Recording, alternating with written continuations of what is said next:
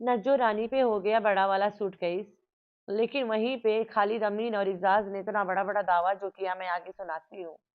उन पे कोई केस ना हुआ है, ना है, ना होगा। ठीक हो गया। वहीं पे बिल्लो रानी मारती है टॉन्ट अपने बहू रानी को, नज्जो को। एकलौता बेटा फारूक की एकलौती बेगम नज्जो को मारती है टॉन्ट। तो ये टॉन्ट मारना भी एक ड्रामा का हिस्सा है। लेकिन वहीं पे एक बात लोग लगे पड़े अपने फड़वा फड़वा के कि शादी हुआ गोचू और गोसर का। ठीक है, अब तुम लोग कहते हो हुआ है, तो तुम लोगों ने कुछ सबूत लिया। मैं तुम लोग को एक बात बताती हूँ। कभी तुम लोग हक महर के नाम सुना है? हक महर नाम की चीज सुना है कभी? अगर सुना है तो तुम लोग मेरी वीडियो जरूर सुनना और मुझे वो वाला सबूत जरूर ला के देना, तो कि मैं भी बोल सकूँ ना कि चलो शायद अरशद ने धक्का मार दिया होगा और शादी हुआ है। तो कोसर की अगर शादी हुआ है तो ये हक महर वाला वीडियो मेरा जरूर सुनना, जहाँ पे बिल्लो बुढ़िया हक महर का दावा करती। हक महर के चक्कर में बुढ़ा को बुढ़ापे में लात मार के आ गई, फिर उसे सऊदिया भी भेज दी, अलग हो गई। फिर ऐसे मामला बढ़ते गए, वो अपने कंटेंट के चक्कर में फिर कुछ इश्यू आते गए बीच में। इस हवाले से मतलब बेस यही था कि जो मतलब उसने वहां पे मतलब अपनी राम कहानियां शुरू कर दी, प्यार मोहब्बत वाली। मैंने कहा यार अब हमारा चैप्टर हो गया क्लोज। अब अगर मैं बीच में आता हूँ, एक तो ये चीज है कि मैं दुनिया को क्या मुंह दिखाऊंगा। इसलिए मेरी कजनों से बात करती थी मैं, लेकिन वो एज ए मतलब जो हमारा था हस्बैंड वाइफ वाला था, सबको पता है। ओके ओके ओके, मतलब निकाह नहीं हुआ था लेकिन आप लोग का रिश्ता था। लेकिन बाकी हमारा हम रिलेशनशिप में थे। बगैर निकाह हस्बैंड वाइफ वाला था, बच्चा भी पैदा हो गया, तो गोचू का मन नहीं किया कि गोचू भी तुमसे एक बच्चा कर ले? जिसे तुम पूछ रहे थे गोचू से कि अगर मैं प्रेग्नेंट हो गई, कोसर का मन नहीं करेगा कि कोसर भी एक बच्चा कर ले? तो आगे भी आप लोग सुनना, खालिद अमीन के वॉइस भी है और फिर से इजाज शाह के भी वॉइस है। इजाज शाह यहाँ पे भी साफ सुथरा बोला है कि कंटेंट के चक्कर में। खालिद अमीन भी कंटेंट बता दिया है। ठीक है, सब ने कंटेंट ही बोला है, कोसर एक कंटेंट है। जब कोई बंदा गैम्बल खेलता है, जुआ खेलता है, उसको इस चीज का पता होता है, या तो वो करोड़पति बनता है या फिर वो जीरो से भी नीचे मेहनत में चला जाता है। ठीक है ना। और उसके अलावा जिस बीवी को वो तो रीजन जो है ना, असल रीजन शादी की, असल रीजन मुझे एक बात बताएं, और उसके अलावा जिस बीवी को अपने घर में पूरी इंटरेस्ट हो, ठीक है ना, पूरी इंटरेस्ट हो, तो वो कहती है कि मैं मर तो जाऊंगी लेकिन हमारे मुआशरे के हिसाब से, लेकिन मैं इसको दूसरी शादी नहीं करने दूंगी। और वो पकड़ पकड़ के सबको कह रही है कि इससे दूसरी शादी करवाएं।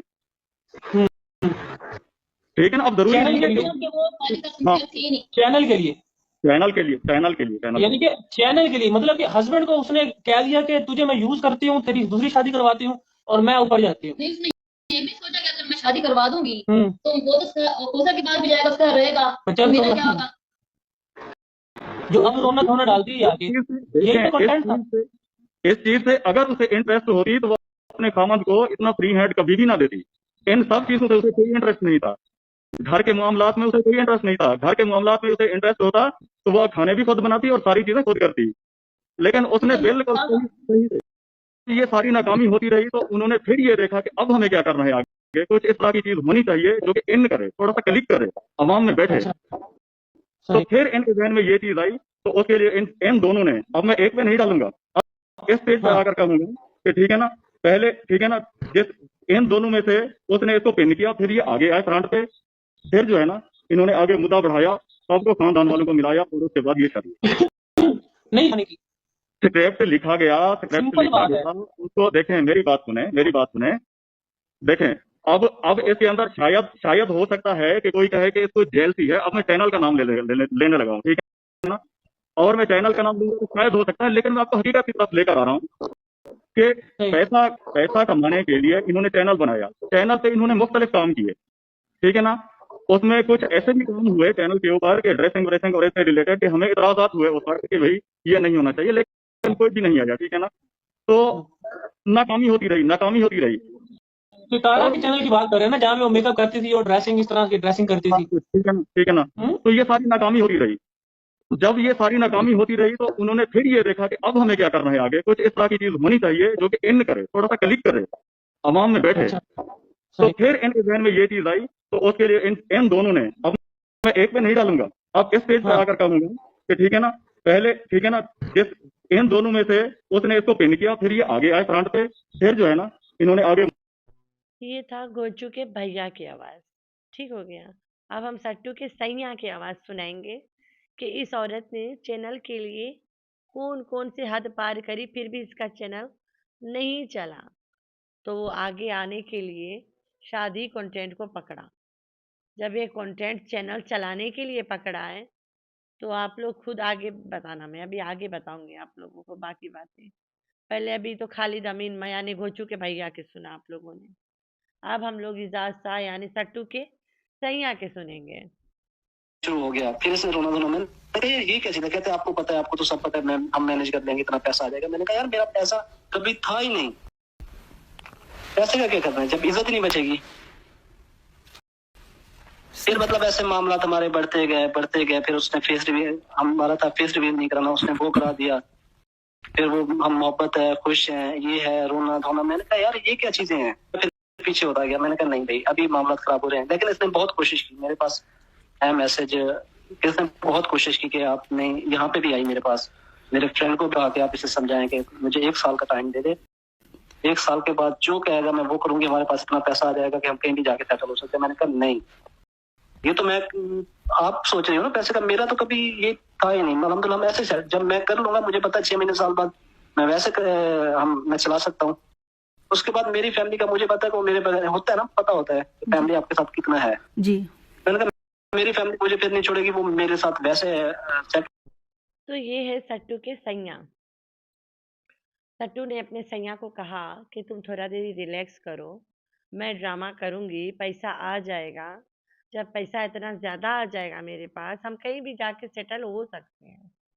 थोड़ा दिन तुम सिर्फ रिलैक्स करो, और हस्बैंड फेस रिवील मैं तेरा ही करूंगी। गोचू का तो करने का सवाल ही नहीं था। फिर अचानक से गोचू का उसने फेस रिवील कर ही डाली। जब कर डाली तो इजाज पीछे हट गया। ठीक हो गया। जाहिर सी बात है उसके इश्क है ना, जब तुम उसी से प्यार लुटा रही हो, रोना धोना कर रही हो उसके लिए, फेस उसका रिवील हो चुका दुनिया के सामने। ऐसा हस्बैंड, जैसे कि मैंने तुम लोग को पहले भी बताया था कि इसने बहुत सारा वीडियोस प्राइवेट करके तब ड्रामा रचाया है।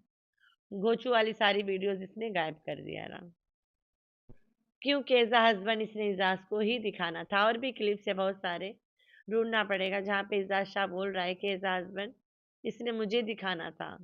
और ये गोचू को दिखा के रोना धोना करने लगे, पप्पू छोनू बन गए ये और गोचू, सट्टू और गोचू।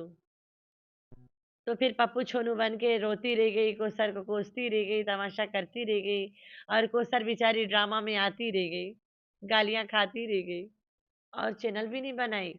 जब ये बोलती है चैनल बंद कर दो, कोसर के घर वाले बंद कर दे, चैनल पे वीडियो डाल दो, डाल देते हैं। ऐसा कौन सौतन कर सकती है भाई? सौतन का तो वो रिश्ता है कि घर के एक एक राज खोल देती है। इसकी सौतन नहीं है तो खोलती नहीं है ना, पैसा मिलता है चुप करके बैठी है।